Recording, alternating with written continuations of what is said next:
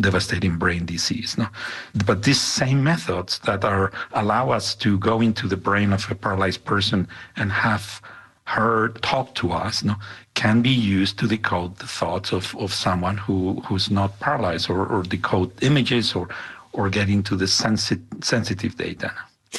Just really quickly, I know your foundation has helped to shape legislation in ways to protect neuroprivacy. I mean, are there any federal protections for neuroprivacy, and what types of protections do there need to be? Yeah. So if the neurotechnology is used in the clinic, then we're good. It's protected by HIPAA. It's allowed by the FDA. No. So they fall within the realm of medical technology, and brain data is treated as sensitive. Rafael Yuste is a professor of biological sciences at Columbia University and a co-founder of the NeuroRights Foundation. Thank you for your time. Thank you.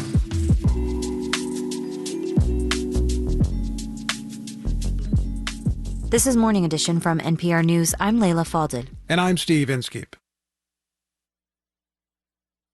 WNYC is supported by the Joyce Theater, presenting the return of Twyla Tharp Dance, featuring 2 world premieres and a revival with a cast of dancers from New York City Ballet, American Ballet Theater, and more. February 13th through 25th. Tickets at joyce.org. New York Public Radio's Independent Community Advisory Board invites listeners who live on Staten Island to share your feedback about programming and coverage of your community. Join the CAB February 7th at 6:30 p.m. for a virtual meeting. Details at wnyc.org/CAB. Marketplace Morning Report is coming up next, and then in 10 minutes at 9 o'clock, it's the BBC NewsHour on WNYC. Let's check in with London to see what they're working on. London, good morning. Good morning, WNYC. I'm Rebecca Kesby, and on today's NewsHour, it's a step backward for Thailand's popular Move Forward Party as the Constitutional Court rules against it over royal defamation laws. And Haiti's Jazz Festival returns to the capital in spite of the violent gang wars gripping the city. That's BBC NewsHour coming up at 9 on WNYC.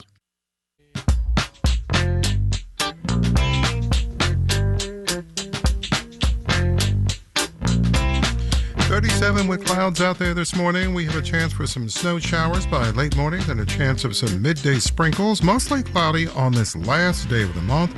42 for a high, and then tomorrow mostly cloudy and up near 50. It's 8:52.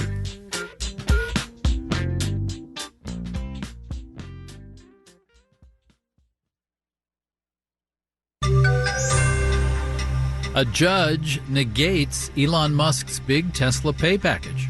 Marketplace Morning Report is supported by C3 Generative AI, verified traceable answers, secure, hallucination-free, LLM-agnostic, IP liability-free. Learn more at c3.ai.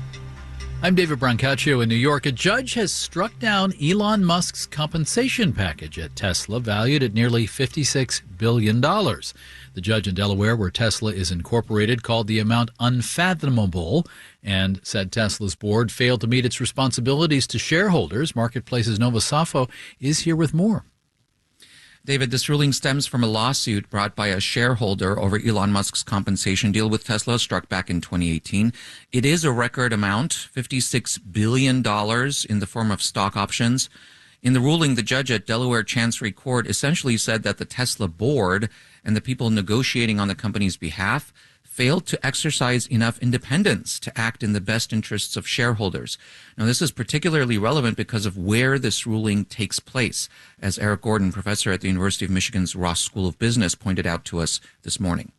The Chancery Court in Delaware is a specialized court. It specializes in corporate cases.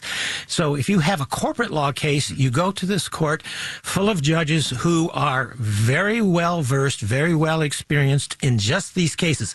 So you don't get in front of a judge whose background is divorce law. And Mr. Musk is complaining about the state of Delaware? You'd be surprised to find out he is. His response came on Twitter. Or X. He put out several posts, the first saying, never incorporate your company in the state of Delaware.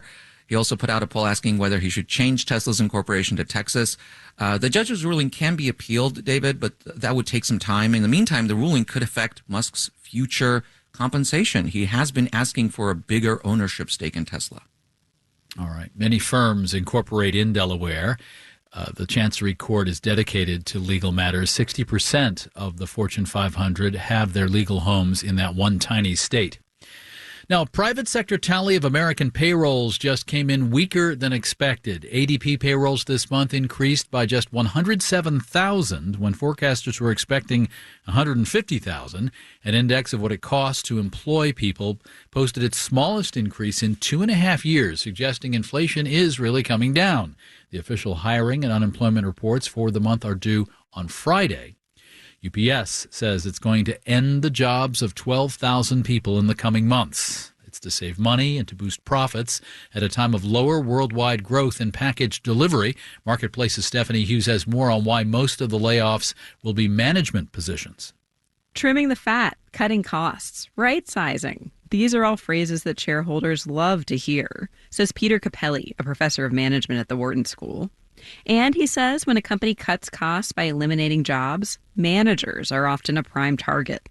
It's hard to measure what they do often. If you're cutting frontline workers, we kind of know what that does. And for a company like UPS, you can't easily cut those folks and deliver the packages. UPS says that AI might be able to pick up the managerial slack. But Capelli isn't so sure. So far, you can't point to very much that says, it's taking over this function. There have also been layoffs recently in tech, media, and finance. And University of Virginia business professor Yo Jud Chang says that means it's going to become a little bit more challenging for laid-off workers to find new roles just because a lot of other companies are going through a similar process. Chang says layoffs could turn out to be contagious. If companies see their peers cutting jobs, they might decide they need to be a little leaner themselves. I'm Stephanie Hughes for Marketplace. Advertising giant Alphabet, Google, YouTube reported disappointing ad sales for last quarter yesterday, and its capital expenditures were up. Competition from China-based rival TikTok is intense, and Alphabet's stock is down 5.3% in pre-market trading now. Let's do the indexes here. Mixed. NASDAQ futures are down a lot, 1%. S&P futures are down 0.4%. Dow futures are up 0.1%. In about 5 hours, the bulletin from the Federal Reserve will hit. It will likely announce no change in interest rates for now. Marketplace's Nancy Marshall-Genzer is our Fed watcher. Fed Chair Jerome Powell is facing another tough balancing act today. He'll have to acknowledge that inflation is slowing. The Fed has been raising interest rates to slow the economy and cool inflation, but he doesn't want to overdo it. Investors are expecting the Fed to start cutting rates as early as March. Gregory Dacko is chief economist at EY. He says Powell will also have to make it clear that inflation could still flare up again. Supply chains or transportation costs could start to feel more pressure with shipping costs rising, and that could potentially be fed into consumer goods prices. Dacko will be looking for specific language like soon or at upcoming meetings for hints on when the Fed might actually cut rates.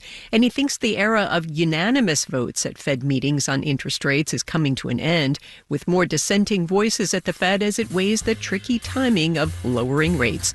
I'm Nancy Marshall-Genzer for Marketplace. Marketplace Morning Report is supported by Deloitte. Advancing the future takes more than a business angle or a technology angle. It takes both. Learn more at Deloitte.com/US/engineering advantage. And by JLL, a commercial real estate partner dedicated to creating lasting change for good in business, communities, and the planet. JLL.com. See a brighter way. Universal Music, the gargantuan record label, says it's now pulling its songs off of the gargantuan social media site TikTok after the two sides failed to reach a new licensing agreement. Universal accused the short video app of trying to build a music business without paying artists and songwriters fairly. Here's the BBC's Tom Bailey. Talks between the two sides have been continuing for some time, with issues including royalty payments and the use of AI-generated music recordings proving sticking points.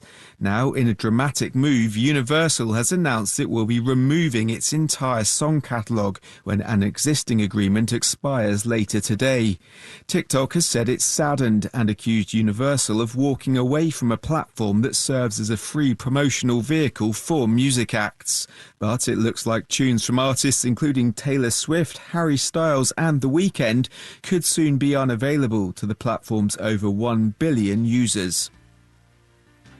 This is a clash of titans. You heard him say the billion plus for TikTok, and Universal controls a third of the music in the world. In New York, I'm David Brancaccio, Marketplace Morning Report.